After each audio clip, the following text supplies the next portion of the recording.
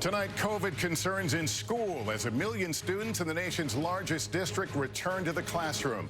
New York City schools fully reopening for the first time in 18 months. No option for remote learning at a time when COVID among children is soaring. Plus, are boosters really necessary? What top experts say in a new study.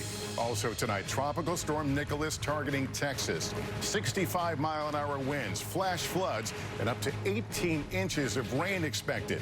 Al Roker with the new track. Just hours until polls open in California's high-stakes recall. President Biden campaigning with Gavin Newsom as the governor fights for his political life. The armed man arrested near Democratic National Committee headquarters. What police found inside his truck. Fencing about to go up around the Capitol ahead of a planned rally. The fireworks as Secretary of State Tony Blinken testifies on the U.S. withdrawal from Afghanistan. Our Richard Engel back inside the Taliban-controlled country. What he found at the former U.S. Embassy. The urgent spyware warning for Apple users. And the new space race suiting up inside the Jet Propulsion Lab as NASA looks to the next frontier. This is NBC Nightly News with Lester Holt. Good evening, everyone. Back to school jitters were never quite like this. This morning, the yellow buses lined up and school bells rang for 1 million children in the nation's largest school system, many walking inside a physical classroom for the first time in a very long time. Their first lesson, as it has been for kids across the country, science, understanding how to safely resume learning against the persistent backdrop of COVID. Tonight, with over 243,000 child COVID-19 cases reported last week, the second highest number since the pandemic began, there is growing impatience for vaccine approval for younger children. Tonight, we ask when, and the answer is encouraging. Also, a new study questions the need for booster shots. The COVID battle being waged on new fronts this evening.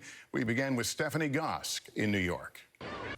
Lester. Andrea Mitchell, thanks. In just 60 seconds, Apple takes emergency action to protect users of iPhones, Macs, and other devices from unprecedented hacking attacks. We'll tell you what you need to know.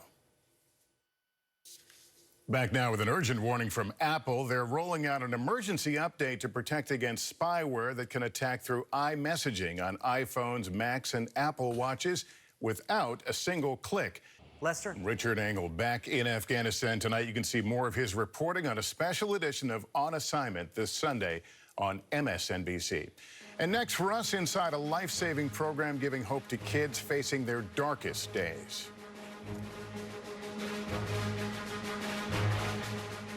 The latest numbers from the CDC are startling. They show a dramatic rise in the number of teen girls attempting suicide during the pandemic.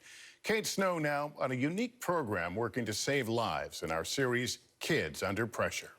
Dallas. And tomorrow on Today, you can catch another in-depth conversation about mental health and teens with the cast of Dear Evan Hansen. Next for us tonight, our series, The New Space Race. I'll show you how NASA is preparing to go back to the moon and beyond. We're hearing a lot about private companies and space tourism these days, but as I saw for myself, NASA is aiming much farther. And there is plenty out there to see. That's Nightly News for this Monday. Thank you for watching, everyone. I'm Lester Holt. Please take care of yourself and each other. Good night.